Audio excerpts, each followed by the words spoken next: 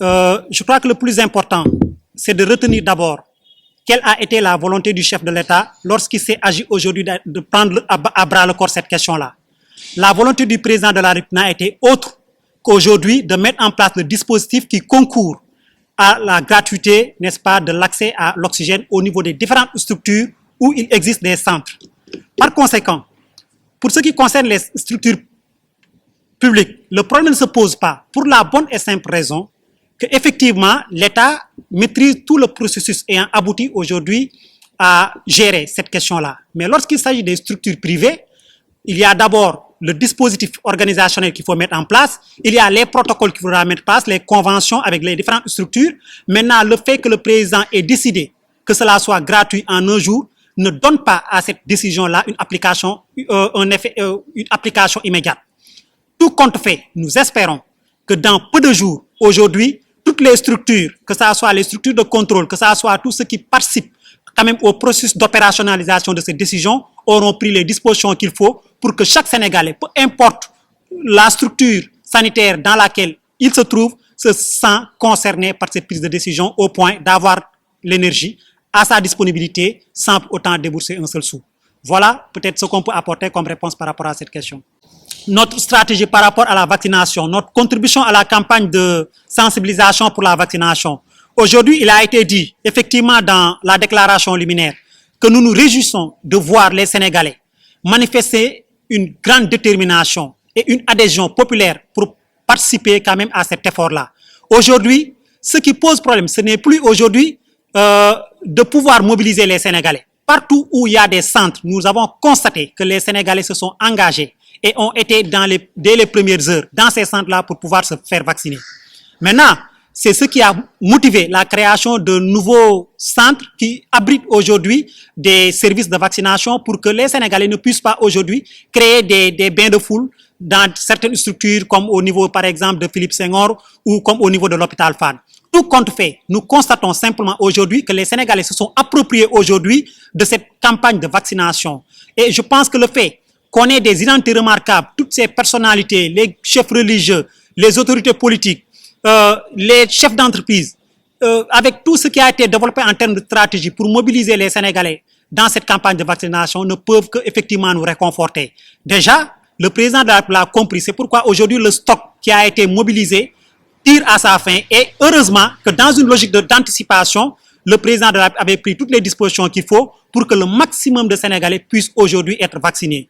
Dieu merci, les Sénégalais ont compris aujourd'hui que tout ce qui a été développé en termes de diabolisation par rapport à ce vaccin, tout ce qui a été développé dans le souci aujourd'hui de paralyser aujourd'hui toutes ces initiatives qui ont été prises par l'État du Sénégal pour permettre à nos compatriotes d'être épargnés par rapport à cette maladie-là, nous nous sommes rendus compte aujourd'hui que les Sénégalais ont tourné le dos à ces calomniateurs, à ces manipulateurs qui aujourd'hui nous théorisaient que ces vaccins n'étaient pas faits pour nous.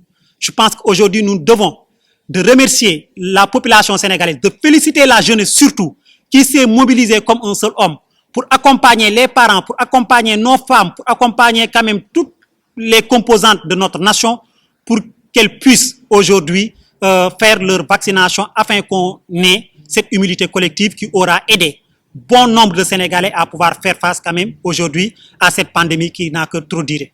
L'État du Sénégal n'a jamais baissé les bras. Et il n'y a eu jamais de relâche par rapport à la lutte contre la pandémie. Mais comme vous le savez tous, on ne peut pas fermer un État éternellement. On ne peut pas fermer également des populations éternellement.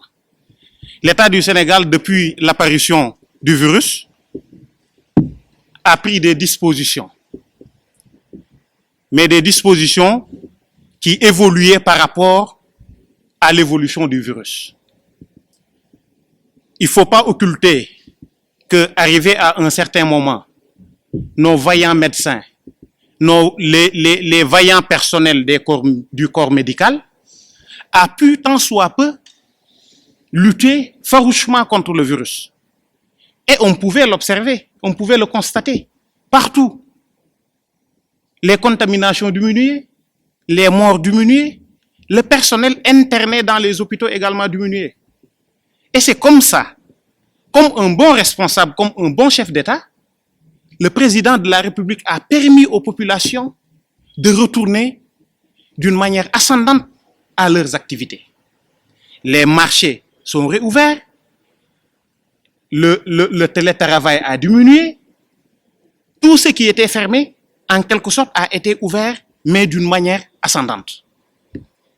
Mais le Sénégal faisant partie du monde, bien sûr, quand ces mutations du virus sont arrivées également, l'État a pris les dispositions qu'il fallait, en rendant beaucoup plus drastique, encore une fois de plus, les mesures prises, en imposant encore une fois de plus le port du masque et d'autres dispositions. Et nous, H24, nous supposons que c'est la démarche la plus adéquate qu'il fallait prendre. Les populations doivent survivre. Les populations doivent vaquer à leurs occupations.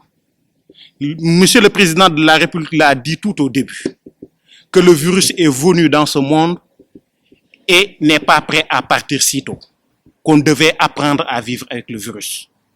Moi, je pense que dans cet apprentissage à vivre avec le virus, c'est dans cet apprentissage que le Président de la République a pris les dispositions qui ont été jusque-là prises. Et c'est ce qui nous a mené également à cette lutte, à cette gestion du virus, comme le corps médical et l'État du Sénégal est en train de le faire, afin de protéger les populations, protéger nos institutions et nos entreprises, parce que si les gens ne sont pas sains, si les gens ne travaillent pas, les entreprises n'avanceront pas. Donc c'est pour protéger notre économie, c'est pour protéger la santé des Sénégalais que les mesures ascendantes qui ont été prises par le chef de l'État et le gouvernement du Sénégal depuis le début l'ont été. Et nous, H24, nous saluons cette démarche jusqu'à aujourd'hui. La montée fulgurante, je l'ai dit tantôt, le Sénégal n'est pas un pays à part. Nous sommes dans un monde. Nous sommes dans un monde qui est frappé par un virus.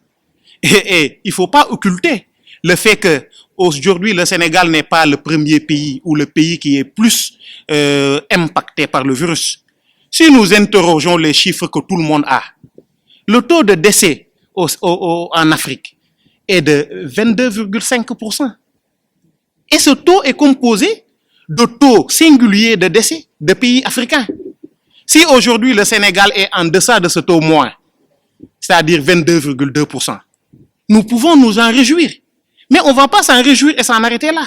On s'en réjouit, on continue à sensibiliser, on accompagne notre gouvernement, on accompagne le président de la République afin de gagner ce virus-là, afin de protéger les populations. Par rapport à ce que vous avez dit tout à l'heure, suite à la sortie de ce vrai faux député que je dénommerai aujourd'hui Yolom Gagnon, Aladji Yolom Gagnon plutôt que Ousmane Sonko, qui malheureusement lui-même qui le dit, il est payé à ne rien faire.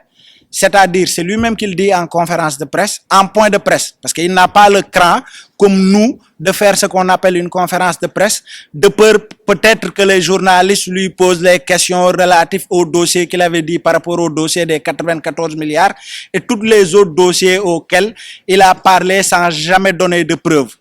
Aujourd'hui, nous allons dire qu'il a fait une sortie véritablement malencontreuse auquel malheureusement on s'attend parce que Ousmane Sonko est considéré comme une personne de petite mœurs qui sert absolument à rien du tout parce que malheureusement dans une situation pareille, tout homme désireux du bien vivre de cette population devrait prendre la volonté de donner des solutions mais arrêter de faire dans la critique. Ousmane Sonko aujourd'hui s'est mué en critiqueur qui malheureusement a une posture qu'on lui connaît depuis ses débuts en politique.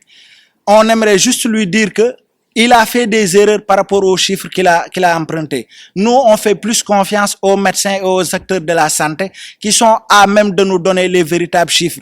C'est des gens qui ont travaillé depuis le début au niveau de riposte pour le Covid-19 et les chiffres qu'ils ont donnés sont clairs. Le Sénégal est en deçà du taux de nombre de décès par rapport à l'Afrique.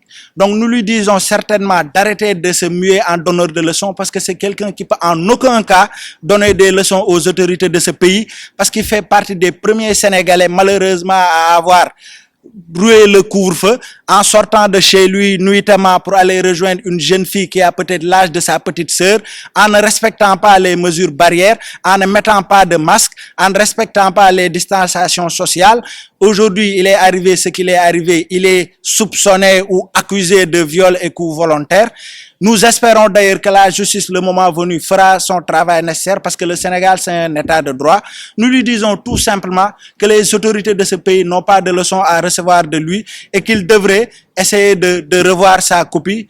Nous félicitons le président de la République et l'ensemble des acteurs pour le travail important qu'ils sont en train de faire pour combattre le virus.